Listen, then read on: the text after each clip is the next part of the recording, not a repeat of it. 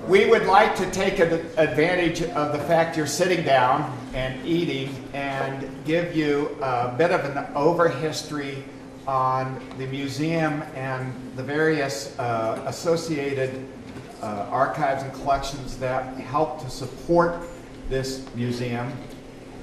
Welcome to the Joe Quinney Winter Center building,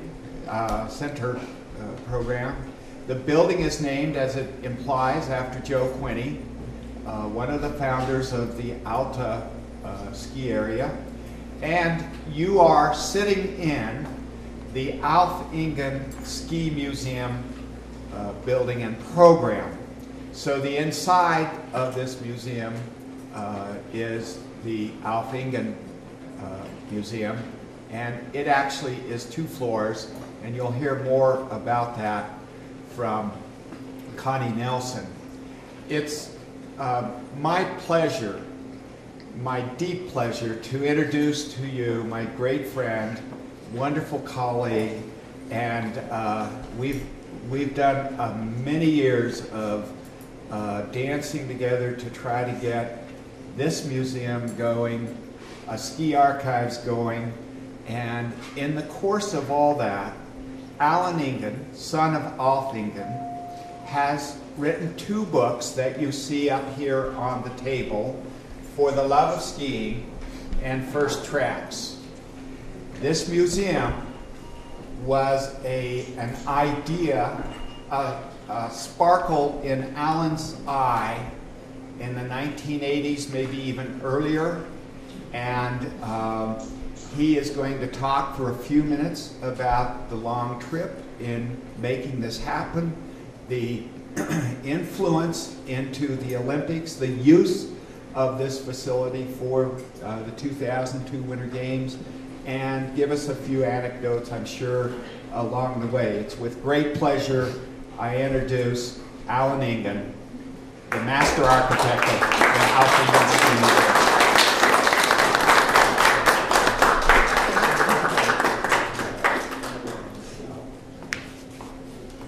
My first thought in listening to Greg talk, he talks about Greg and I dancing around the floor. Now that would be a sight to see. Well, the first thing that I would like to do tonight is to just take this occasion. Can everybody hear me all right? Yes. Are we okay here? Stay behind the podium. I'd like to General. take the occasion to thank everybody for being here tonight.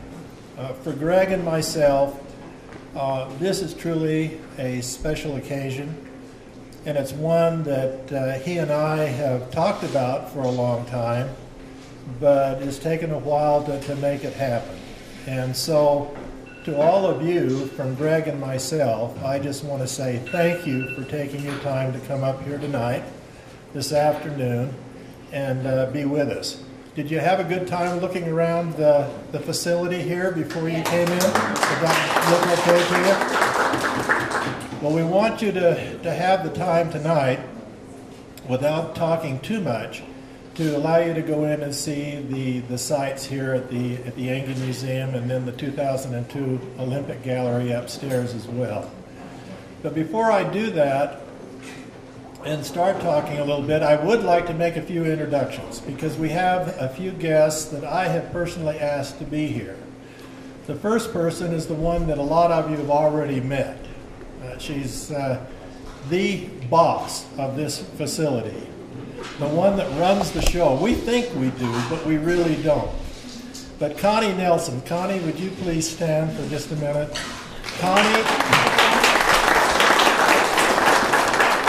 in my judgment, and I think it's shared by virtually everybody on the museum board, is the finest executive director that any organization could hope to have. And we so appreciate her, and thank you, Connie, for all you do for all of us. Thank you, Alan. The other folks that I'd like to introduce is Dave and Susan Vandehei. Dave and Susan, would you please stand, please, for just a moment?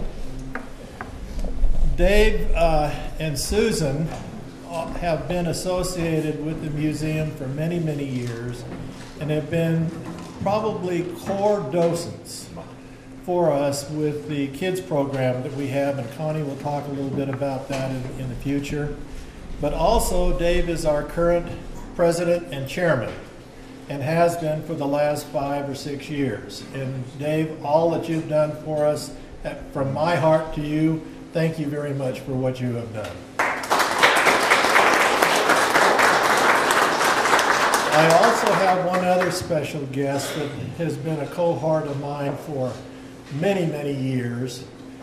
Dave Davenport, would you stand, please? Dave is the current president of the Alta Historical Society, and if you haven't had a chance to attend one of his fireside chats, I suggest that you do it. I think you would learn a lot. We bring in historians from all over the place that have a knowledge in winter sports and give very, very good talks. A lot of them are done at REI on 33rd South, and others are done at Alta. But Dave can talk to you a little bit more about it. But it's a pleasure to have you here, Dave. And I also ought to mention that Dave is also a member of the board of the Engen Ski Museum Foundation. Thank you, Dave. I'd like to just take a very few minutes to give you just a little bit of an overview as to how this all started. It just didn't magically happen that we had put a building down here and built it. It had to start somewhere, and where it started was basically in June of 1989. Salt Lake City was designated by the U.S. Olympic Committee as the USA Olympic Candidate City. It wasn't the first time Utah was selected for that purpose. It was also done in 1966, but it did give us an opportunity to start doing something. And there was some major effort that was put forth with being a candidate city to have to say, if we are going to get the bid for the 2002 Olympics, we have to put in the infrastructure to make that happen. This park right here is part of that infrastructure. And what happened is they put forth a subcommittee under the direction of Olympian John Bauer to look at various sites where a park could be held to hold the various facilities. My father and myself were actually part of that committee, and we looked at 5 different sites, and we actually decided on this location right here. And the primary reason was because where the big jumping facility is, it happened to be where the least amount of wind would hit. So for the jumpers, not having to contend with the high winds was a big, big deal. It was kind of like an amphitheater. So we decided that this particular park right here, this location, would be where we would make our recommendation, and it actually stood. We managed to get started with building the facility by putting in the day lodge, which you see right next door. We put in the splash pool, the pool where you see right now, which was much smaller at that time, and we put in the 2 jumping hills for the kids and the 90-meter hill initially. And that's what we started with when the park opened. And that was in January of 1993. We had the grand opening to the public to come up here and see what the park was all about. Then in March of 2000, we had a renaming of the park. Initially it was called the Utah Winter Sports Park. But in 2000 they renamed it the Utah Olympic Park. And that's the name that it carries today because we are we hosted the 2002 Olympics. The Utah Sports Authority was named to manage it, and so we have worked along the years to bring this to fruition through a lot of hard work at the state level and a lot of work behind the scenes by small organizations like the Engen Ski Museum Foundation, which we are proud to be a part of. I'd like to also say that with that as kind of an overview, there was something that was happening along about that same time. And it happened to be that a guy by the name of Dr. Greg Thompson, who I think a few of you have heard the name before, and a wonderful lady by the name of Sue Raymer, they decided together that it was appropriate that we think about starting to collect ski history in this area. We really hadn't done it much in the past, And they came up with the idea, well, let's see what we can do about putting something together. And they came up with the idea that since Sue was a part of our ski school at Alta, that maybe Sue could go talk to my father a little bit and see if he would be willing to donate some of his scrapbooks. Well, that's what happened. And lo and behold, the foundation for the Utah Ski Archives was initially built by Alf Engen, donating his scrapbooks. And I was a part of the early years of that, and so I got an early start in support of the ski archives as well.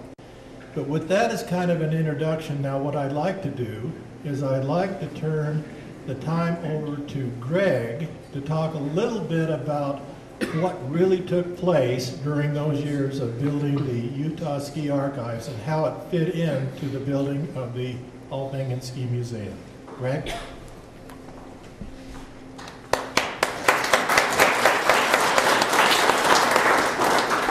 Thank you, Alan. So this story really begins in the summer of 1967 when Dr. Floyd A. O'Neill invited me to Utah, to Salt Lake City, to the University of Utah campus, and to the American West Center to become part of the Doris Duke Indian Oral History Project. It was a 5-year-long project. It got me to Utah. It got me involved at the University of Utah both as a researcher and as a student. And for 15 years, I learned what an importance a well-designed, well-built archives is and what it can do. And it can do an awful lot. Floyd was a great mentor. He's here, of course, with us tonight with his wife, Shauna. And it was an amazing trip. In 1983, I abandoned him, went down the hill on the campus of the University of Utah, and became part of the University of Utah J. Willard Marriott Library staff as the Director of Special Collections. My job there was to continue to build archives. And so, as Alan mentioned, when I had known Sue Raymer for, 10 years at least before then. She happened to be the assistant to the director, Roger Hansen, and she was the person that oversaw giving out study carols to graduate students. She was nearly the most important person on campus with the most power, and I'd gotten to know her some then. When I came to join the staff, it became very obvious that Sue was absolutely well embedded in the ski community here in the Intermountain region and along the Wasatch Front. We spent a number of hours standing out in the hall, probably to Roger's concern, talking about skiing, ski history, the importance of it, and why in the world hasn't anybody done anything over here in the heart and fatherland of winter skiing. Well, what came out of that was a decision and the blessing of the director, Roger Hansen, to indeed see what we could put together. Our first efforts, as Alan has mentioned, focused around the Engen family and focused around the Quinney family indirectly. You heard how we got our first collection and started going. The S.J. and J.E. Quinney Foundation Board gave us a 3-year grant worth about $60,000, $70,000 as initial effort to start building an archives. They had no idea whether we could do this or not, but they were willing to take a gamble on us. In 1989, we held a public event at the Fort Douglas Country Club. We expected about 50 people to come. 200 people came. We were absolutely overwhelmed. And we honored Alf Engen that night as the father of skiing in our region. And people, what was so interesting to me was that people were actually crying at seeing old friends they hadn't seen for 30 or 40 years. It told me immediately there was a lot of history that could be gathered. There was enthusiasm for it, and I just assumed we would find the financial resources to make it work. We skipped a year, and then from 1991 on, every year we've had a fundraising event called the Ski Affair Evening, in which we have brought the ski community together. It had two purposes. The first and most important was to bring people together to talk about ski history, to help us build an archive, and of course, always to raise money to support the initiative. By and large, in the first years, we built the archives off a zero budget of support from the Marriott Library and the university, and it has continued to grow. We will have our 25th Ski Affair Evening at the Grand America on November 3rd.